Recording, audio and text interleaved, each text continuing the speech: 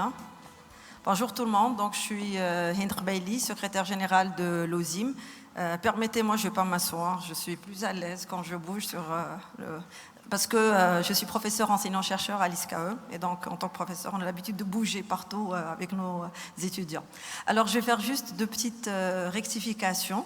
Donc Monsieur Hassan Dbar n'a pas pu venir. De la Banque Centrale Populaire et on a l'immense honneur d'avoir Monsieur Jamel Tati à sa place, donc responsable de transformation numérique et digitale et innovation au niveau de la Banque Centrale Populaire. Idem du côté de Dell, donc Monsieur Rachid Boussi n'a pas pu venir et donc c'est Monsieur Farid Saidi qui est venu de très loin pour le remplacer et c'est le directeur peut-être Recess de Dell EMC.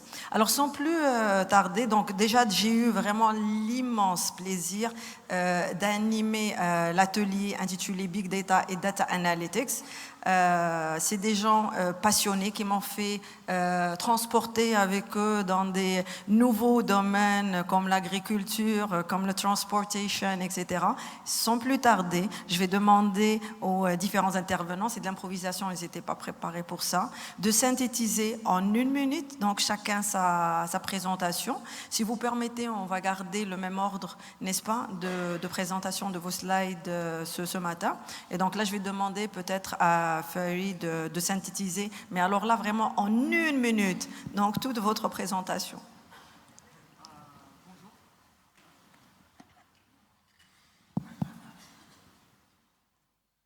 Micro, merci.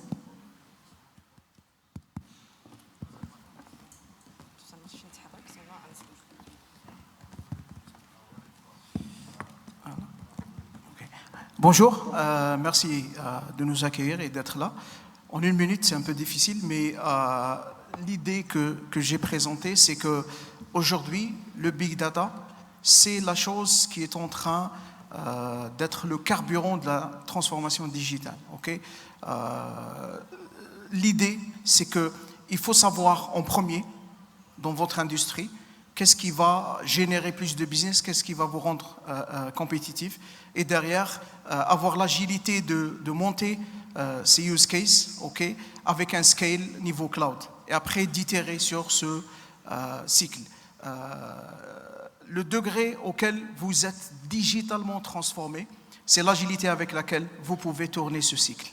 D'accord ? Et on a présenté des exemples sur plusieurs industries par rapport à ça. Merci. Merci Farid. Amin Mouaddin, qui est Analytics Industry Director de Oracle. 1 minute encore. Bonjour mesdames et messieurs, merci pour l'invitation. Donc de mon côté, s'il y a quelque chose à retenir de mon intervention, c'est que vraiment la data est une ressource qui est précieuse et inépuisable. Pour les entreprises en général comme les vôtres, c'est une manière de changer la data qui est la matière première en atout compétitif. Donc j'ai eu l'immense plaisir de discuter quelques cas pratiques de banques, d'assurance, de télécom, de ressources humaines et de production, où on voit vraiment que le cheval de bataille aujourd'hui se joue dans cette partie d'analyse de données. Et surtout, le Big Data, pour moi, c'est une initiative business. Donc, il doit créer de la valeur pour toutes les lignes de business de l'entreprise. Et que la technologie derrière, c'est juste un enabler. Voilà, merci. Merci, Amin. Monsieur Jamel. Ça sera un peu difficile, justement, d'ajouter d'autres conclusions après mes collègues. Mais en tant que banquier, donc, je dis, donc, lorsqu'on parle Big Data, on pense souvent aux réseaux sociaux. C'est pas totalement vrai.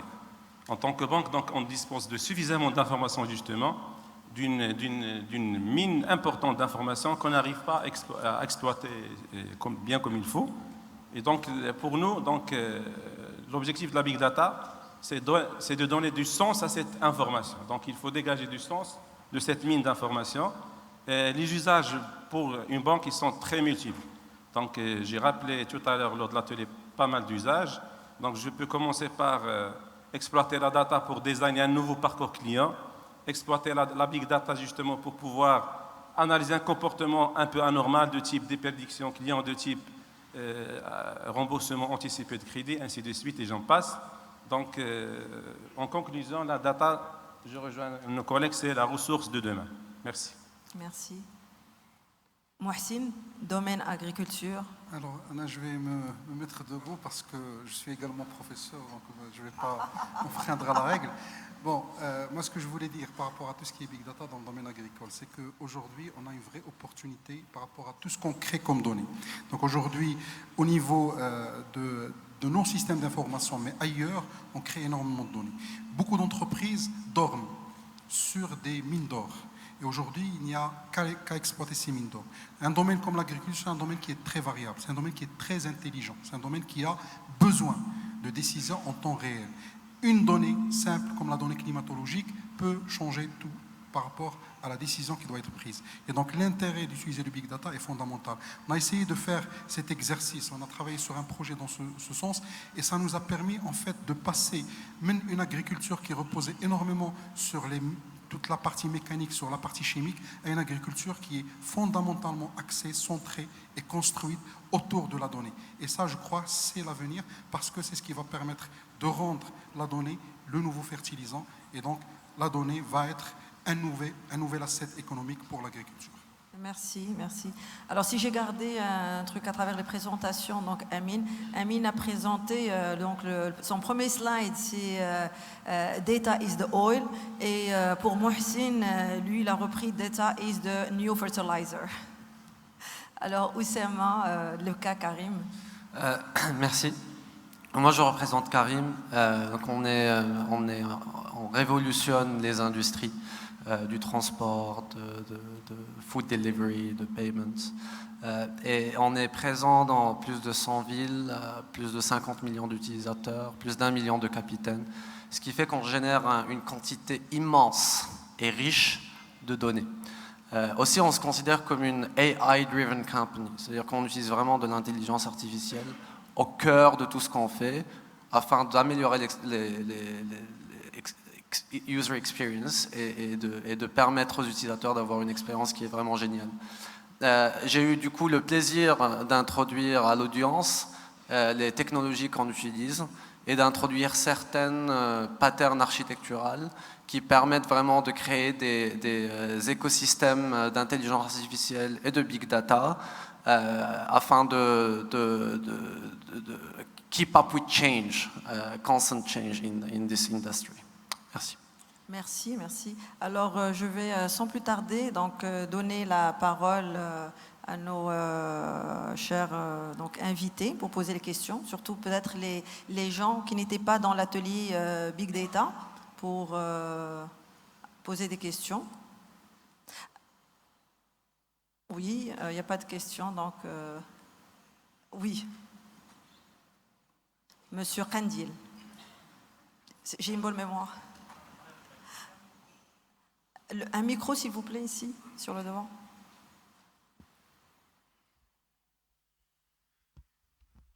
Merci pour cet atelier. Ma question, c'est pour Mohsin. J'ai vu l'une de tes publications sur LinkedIn où tu mets en valeur l'écosystème marocain. Je voudrais juste savoir, est-ce que vous avez une idée de créer un répertoire des entreprises ou des startups marocains qui travaillent sur les différents domaines, parce que je pense que c'est quelque chose qui est très important de mettre en valeur, parce qu'il y a des entreprises qu'on ne connaît même pas qui travaillent sur ces domaines-là. Donc, est-ce que vous avez une idée de pousser un petit peu l'idée en avance? Merci. Alors, merci, c'est Mohamed. En fait, je crois que c'est fondamental aujourd'hui au niveau des grands groupes, de l'ensemble des sociétés qui existent, de comprendre que l'innovation, la technologie existe souvent. Il y a des startups qui sont en train de travailler au jour le jour pour développer des assets technologiques intéressants et de l'innovation. Ce que j'ai fait effectivement pour le domaine agricole, c'est que j'ai fait une cartographie des agritech, de l'ensemble des entreprises qui travaillent dans l'agriculture. Et aujourd'hui, je suis en train de faire également une autre cartographie sur la fintech. Et ce que j'ai découvert, c'est impressionnant, parce que par exemple, dans la fintech, j'ai découvert qu'il y a plus de 50 fintech marocaines. Je ne parle pas des sociétés qui sont connues, il y a également des sociétés qui sont moins connues, des sociétés par exemple qui font par exemple des marketplaces de créances, des sociétés qui travaillent sur des systèmes de darts à la marocaine, et ça existe au Maroc. Le problème, c'est qu'on ne les connaît pas, ils ne sont pas nécessairement mis en avant, et c'est important de les mettre en avant. La plupart des entreprises ont entrepris des projets, des programmes d'open innovation, ils ont fait des hackathons, c'est très bien, mais je crois qu'il faut aller encore un pas de plus pour pouvoir supporter ces sociétés pour qu'ils puissent d'abord survivre, mais en plus apporter de la valeur ajoutée à toute la chaîne de valeur et donc à tout l'écosystème. Merci. Est-ce qu'il y a d'autres questions? Non? Oui. Ah, une autre, oui.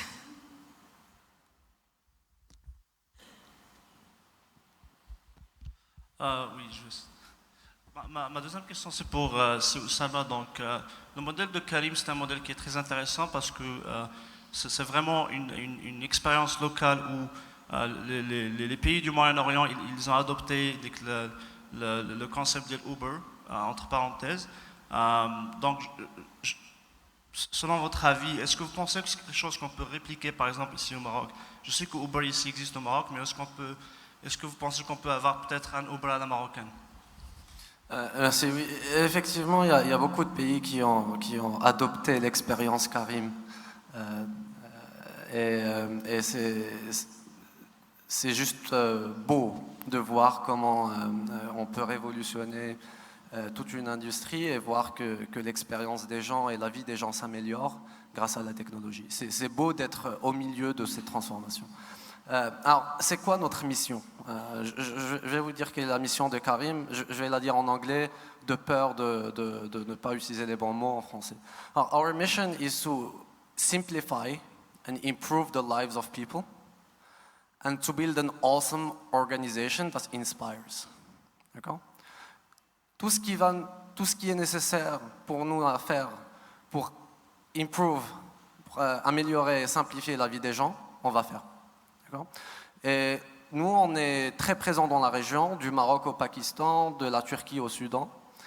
Et on travaille très très dur pour faire en sorte que la vie des gens soit simplifiée et pour faire en sorte qu'on inspire des générations et toute une génération d'entrepreneurs et de gens à faire des actions et des entreprises qui améliorent et simplifient la vie des gens.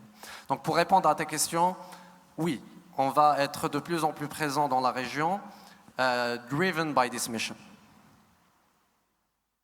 Merci. Oui, nous avons une question là-bas. Bonjour. Je pense que c'est déjà on. Allô? Ouais, c'est bon. Bonjour, Badr Dridar, Renault au Maroc. En fait, j'ai une question par rapport à la barrière d'entrée, par rapport au big data et puis au machine learning, IA. Aujourd'hui, on voit plus de grandes structures en fait, qui investissent ici parce qu'il y a quand même une barrière d'entrée par rapport aux coûts, mais aussi une barrière d'entrée par rapport aux données.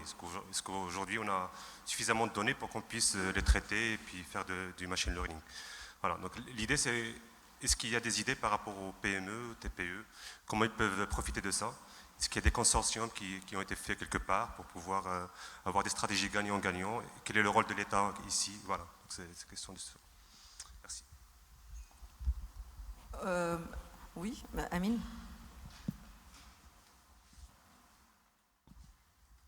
Il me semble que ils sont déjà on. Oui, donc en fait, c'est vrai que le ticket d'entrée était assez élevé auparavant. Mais aujourd'hui, vu que sur le marché, il y a des offres cloud, publiques ou semi-publiques, le ticket d'entrée n'est plus si élevé que ça. Donc en termes d'infrastructure, en termes de processing power, il est devenu assez abordable pour qu'une petite entreprise puisse investir quelques dollars et payer que pour la consommation. Il n'y a même pas le besoin d'investir au préalable avec un capex important. Donc le cloud vient de changer la donne. En termes de données, ça a été signalé auparavant, on a un déluge de données. Il n'y a pas une seule entreprise aujourd'hui qui n'a pas les données quelque part stockées dans un système d'information dans l'entreprise. Il faut aller les chercher, les converger dans un environnement qui permette de créer de l'innovation à travers de ces données-là. C'est ce qu'on appelle, on a aussi discuté les aspects de Data Lake, où on peut avoir toutes les informations accessibles aussi bien aux utilisateurs business que les data scientists. Mais il y a aussi beaucoup de fournisseurs de données externes. Donc il y a aujourd'hui des sociétés spécialisées pour faire du sourcing, c'est-à-dire qu'ils peuvent acheter de la donnée de l'entreprise et ils peuvent aussi vous offrir de l'information. Et là aussi c'est purement basé sur du cloud, vous pouvez payer selon l'usage. Donc aussi bien pour le ticket d'entrée en termes d'investissement, mais aussi en termes d'information, aujourd'hui la barrière est assez affordable pour commencer un projet, même pour les TPE ou les PME. Je veux juste rajouter un point, c'est qu'il manque sur le marché tout ce qui est workforce data scientist.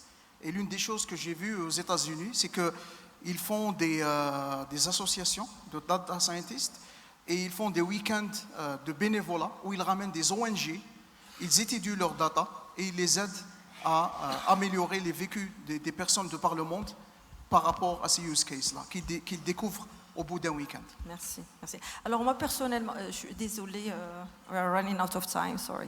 Alors moi si je synthétise ces différentes présentations, donc l'idée d'abord c'est, ce n'est pas vraiment, la technologie elle est vraiment très très importante, mais je pense le plus important pour l'entreprise c'est d'abord identifier la problématique. C'est vraiment c'est quoi la problématique de l'entreprise pour ensuite amener la big data et la data analytics pour justement résoudre cette problématique-là, parce que tout à l'heure on a parlé du fait que si on a garbage data in input, donc on va avoir encore une autre fois du garbage data as output. Donc le plus important vraiment c'est identifier la problématique, avoir sa propre chaîne de valeur, donc qu'est-ce qu'on veut faire, et puis un autre point qui est aussi important, parce que depuis hier on était en train de parler justement de transformation numérique, il me semble que le plus important aussi, c'est vraiment la transformation managérielle et organisationnelle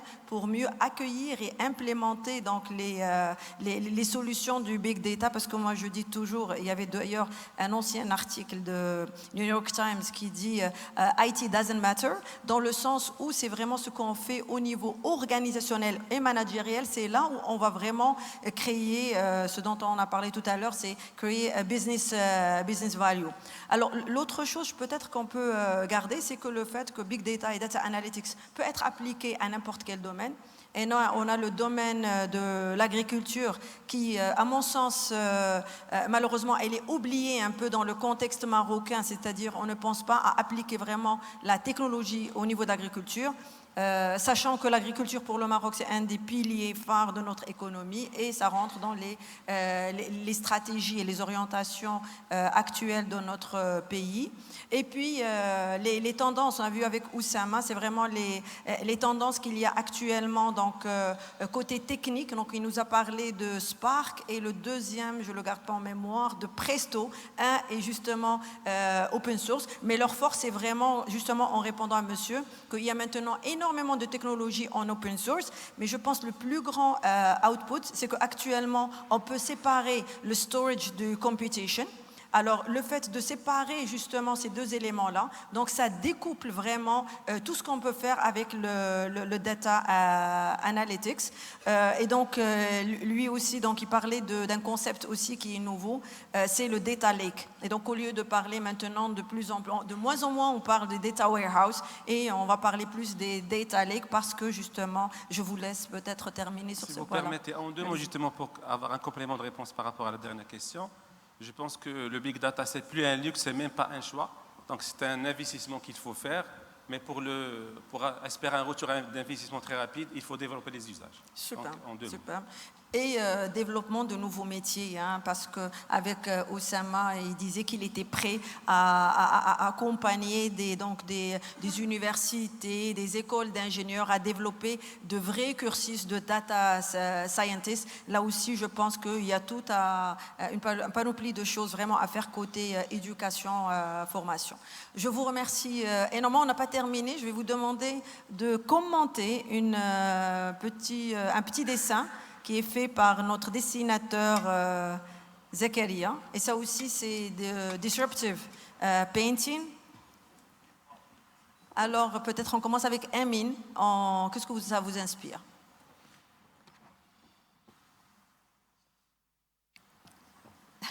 Tout d'abord, je vous félicite pour le dessin. C'est assez parlant. Donc, en fait, Big Data, Big Problem, c'est vrai que plusieurs entreprises ont un peu peur du terme Big Data, pour plusieurs aspects de sécurité, confidentialité, mais aussi en termes de moyens d'investissement.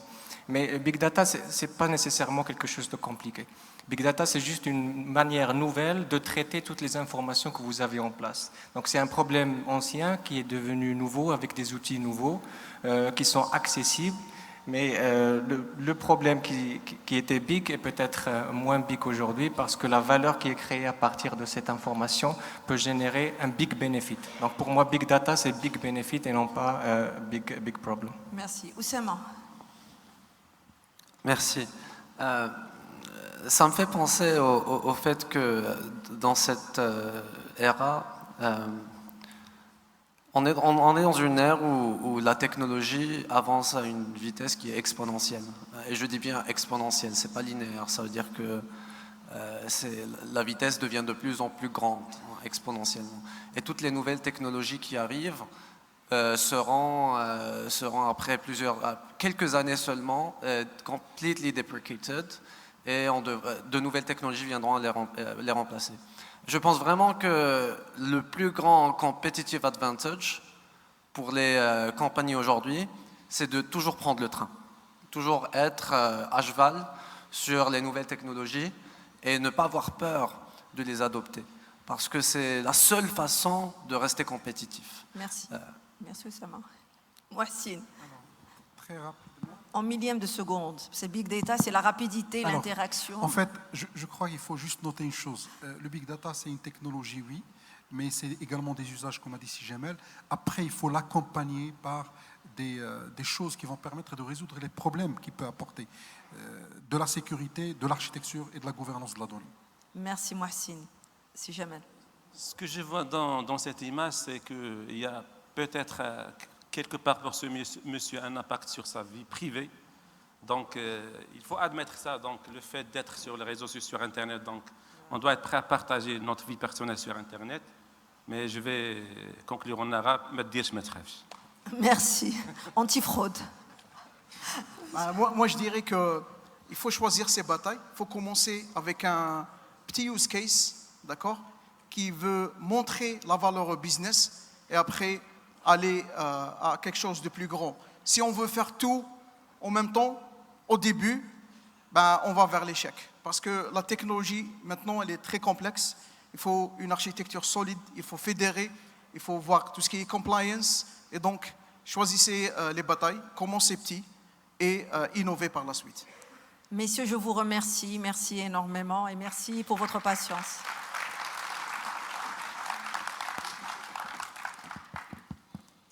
Merci beaucoup à cette belle équipe. Oui, la photo, bien sûr. Oh, oui. On va laisser prendre la photo, on va juste se mettre en mouvement, bien sûr. Alors la photo, ça va être accompagné d'applaudissements, s'il vous plaît, pour les brillants. Ils ont travaillé depuis ce matin sur le sujet.